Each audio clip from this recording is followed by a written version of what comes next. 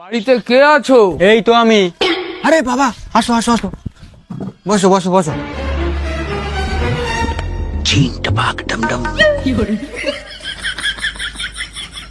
তোমার বাড়ির 50 ফুট নিচে প্রচুর সোনাদানা রয়েছে। কি বলছো বাবা? আগেকার রাজারা প্রচুর ধন সম্পদ লুকিয়ে রেখে গেছে এর নিচে, প্রচুর সোনাদানা আছে এর নিচে।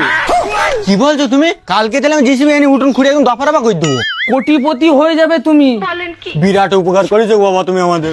দাঁড়াও বাবা, তোমার জন্য জলখাবারটা নিয়ে আসি। এ নাও বাবা। একটু আলু ভাজা হলে ভালো হইতো। কি বলছো বাবা? অত তো আলু ভাজা আছে, ভালো করে দেখো। কোথায় আলু ভাজা? আমি তো কিছুই দেখতে পাচ্ছি না।